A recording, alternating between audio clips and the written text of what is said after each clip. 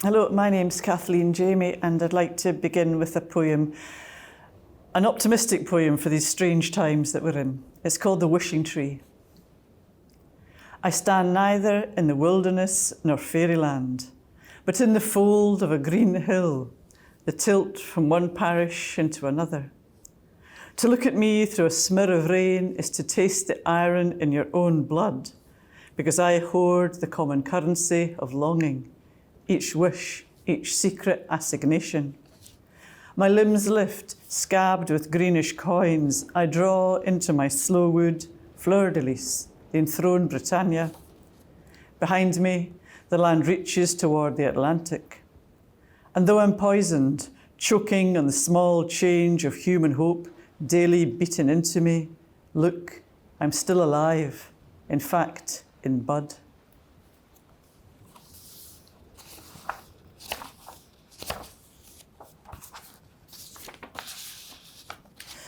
It's almost midwinter as we record, and the nights are getting very long and dark. Contrariwise, I'd like to read a small poem about midsummer and the midsummer light. It's called The Blue Boat. How late the daylight edges toward the northern night, as though journeying in a blue boat, gilded in mussel shell, with slung from its mast a lantern, like our old idea of the soul.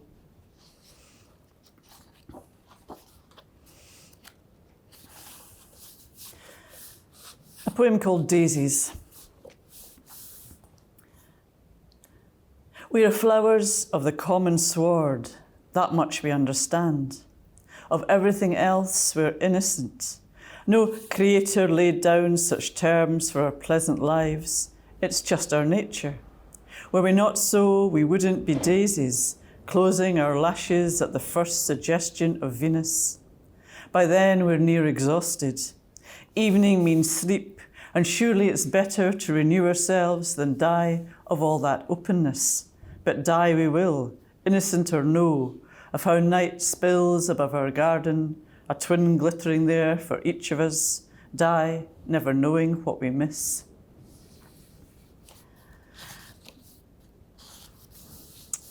It's a little poem about the fact that the birds toward the end of the year are often molting their feathers, so they have a very scraggy appearance. And if you go to a beach, you might find lots and lots of feathers washed ashore. It's called Malt. At a certain time of year, come floating shorewards innumerable seabirds, primaries and coverts. Though they're dead things washed up in the sand, each carries a part, a black tip, say, to the vein of the pattern the outstretched wing displays.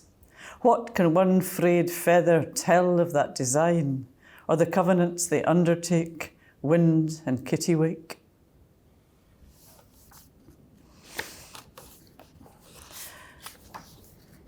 The next is a wintry poem. It's also a beach poem. There's a big wind blowing today, and I rather wish I was at a beach. But the seaside is hard to come by at the minute. But this is about going there after a big storm. The beach. Now this big westerly's blown itself out. Let's drive to the storm beach.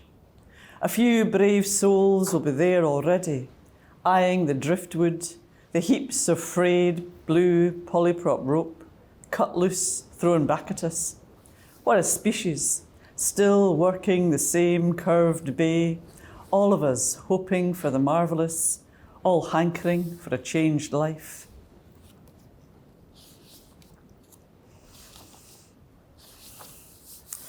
This is a poem about the moon, and I don't care what anybody says. I think poets are entitled to write about the moon, possibly even obliged to. The study. Moon, what do you mean, entering my study like a curiosity shop, stroking in mild concern the telescope mounted on its tripod, the books, the attic stair? You who rise by night, who draw the inescapable world closer, a touch to your gaze, why query me? What's mine is yours, but you've no more need of these implements than a deer has, browsing in a glade. Moon, your work-worn face bright outside unnerves me, Please be on your way.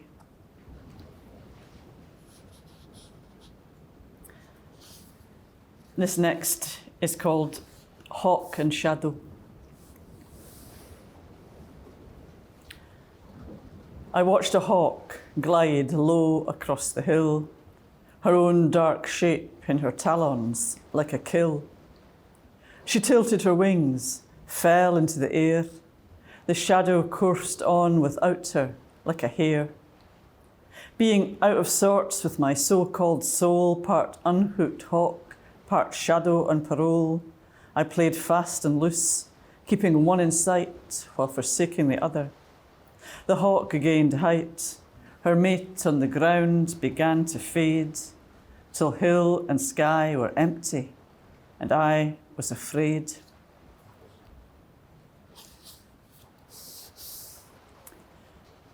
Once at this time of year, I was taken by a friend to see a great gathering of stags in the Cairngorm, and I wrote this poem about that spectacle. The stags. This is the multitude, the beasts you wanted to show me, drawing me upstream all morning up through wind-scoured heather to the hill crest. Below us, in the next glen, is the grave, calm brotherhood, descended out of winter, out of hunger, kneeling like the signatories of a covenant, their weighty, antique polished antlers rising above the vegetation like masts in a harbour or city spires. We lie close together, and though the wind whips away our man and woman smell, every stag face seems to look towards us, toward but not to us. We're held and hold them in civil regard. I suspect you'd hope to impress me, lead me deeper into what you know, but loath to cause fear, you're already moving quietly away. Sure, I'll go with you, as I would now, almost anywhere.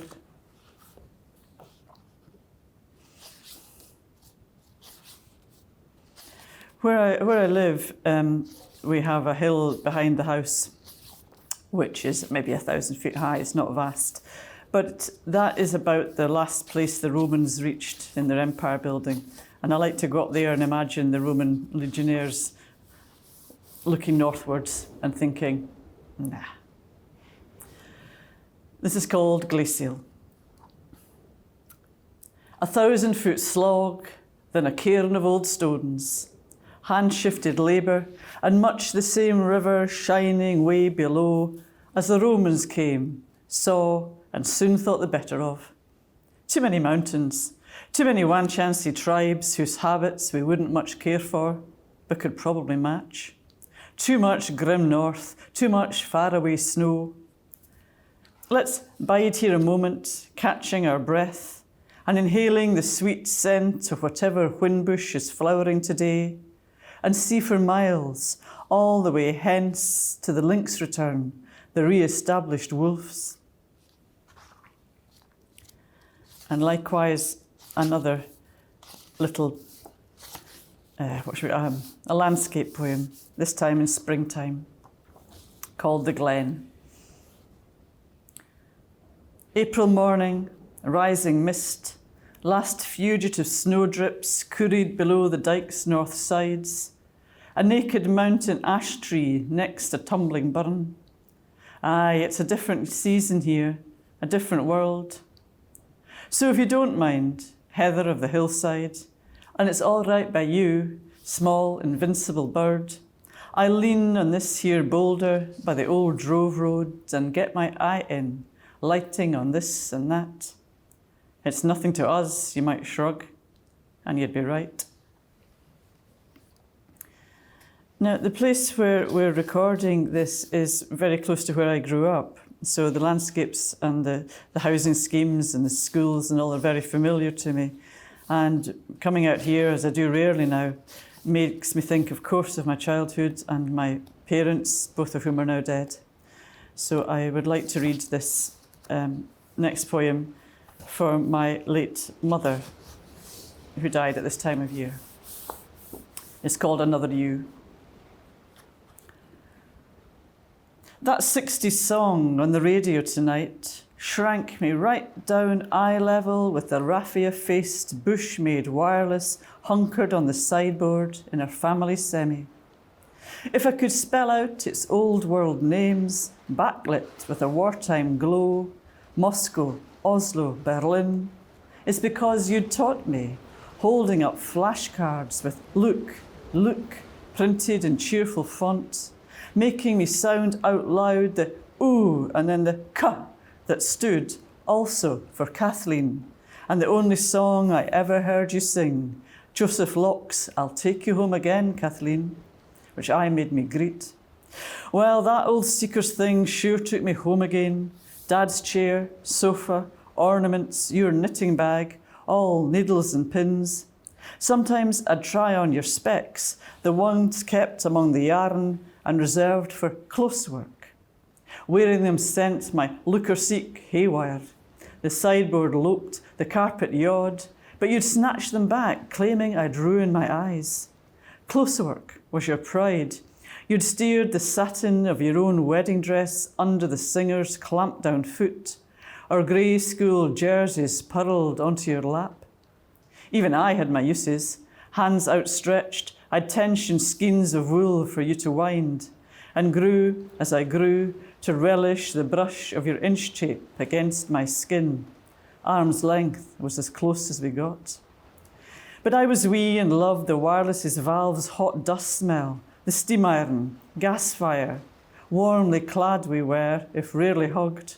Love was a primary 7 dance dress you sewed for weeks, a florid pinafore I wore but once, then took scissors to, not in malice, more in hope that I too might magic some transformation from girlish frock to the longed-for elegance of a maxi skirt.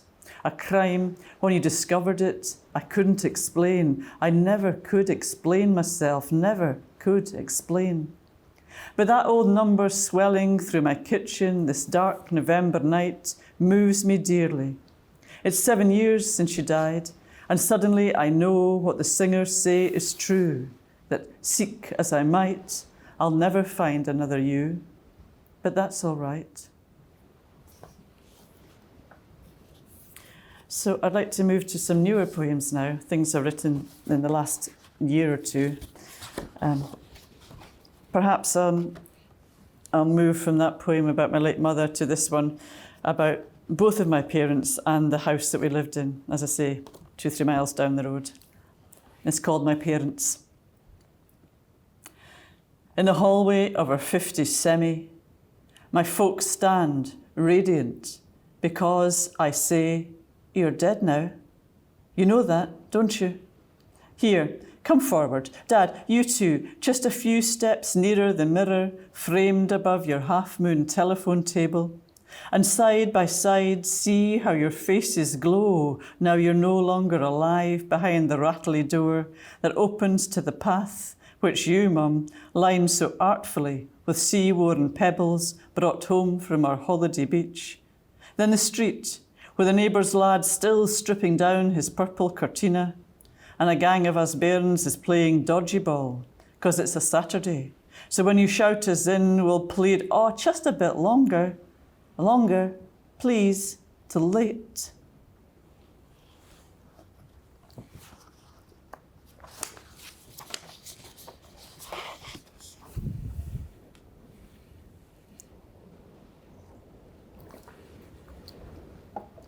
A slightly different tack now, a poem about fish, something I never thought I would write about, and fishermen. It's called Coddling and Flounder. Coddling and flounder, the fishermen reply, baiting their hooks by the pier behind the shopping mall. They arrive on the surge when the dock gates open, but we throw them back. At the oil berth, deck hands prep the Apache 2, a red-hulled pipe layer. Maybe it'll sail soon, watched from the mall by shoppers eating pizza. Aye, mourn the fishermen, all used to be shipyards here. And before the shipyards, salt marsh, dunes. But there's cormorants on the breakwater, backs turned, wings raised, attuned, or so I used to fancy, to summonses pelagic, too wild for human sense. I don't think that now. East of Aberdeen, another gas field's been discovered. But last month, guess what? Humpbacks, 3, feeding in the outer firth. Good luck, I say, ostensibly to the fishermen, but secretly I'm speaking to the fish. Flounders, I whisper, conceal yourselves under the green liquid dead weight of the moon. And coddling, don't be kettled here, the sullen square kilometre of dock. Try to sliver out alongside when the next ship sails. Just go, avoid whales, stravage the 7 oceans as you grow. During the first lockdown, when we weren't supposed to go outdoors much, I did, because I live where nobody will see me go. And there was a particular tree I wanted to visit, and this is a poem I ended up writing about that tree. I say a poem, it's a sort of prose poem, I suppose. Once upon a hill there grew a tree. Because it had been so long honed by the wind, it appeared, like an apostle in a painting, to gesture beyond itself towards some greater glory, in this case the landscape far below. You could lean against the tree and watch the river become a firth, widening over miles as it prepared to meet the sea. You could watch as it bore away not just the winter's rain, goodbye, goodbye, but whatever one needed to lose. And that was plenty. But the tree seemed to insist upon something even further, beyond the braes of the carse and wind turbines, beyond even the mountains. A gleam of what? Well, this could go either way. We might stay down here and argue that neither ever existed, not the tree and certainly not the distant constellation. Or perhaps we'd accept the tree, a larch trees being numbered among the objects of this earth. But the intimation? No. Given the tree, though, who can say? It might be there still, for all we know, an isolate on the hill. And if not a tree, then a celandine, waking into yellow, or a depthless stone, or lark song, or a hare with its world eyes, listening. And I'd close with our little poem about a favourite bird of mine, the dipper, which lives on rivers, as I'm sure you know, and is the only bird apparently that sings all year round, which explains why I heard this one singing in December. The dipper. It was winter, near freezing. I'd walked through a forest of firs when I saw issue out of the waterfall a solitary bird. It lit on a damp rock and, as water swept stupidly on, wrung from its own throat, supple, undammable song. It isn't mine to give. I can't coax this bird to my hand that knows the depth of the river, yet sings of it on land. Thank you.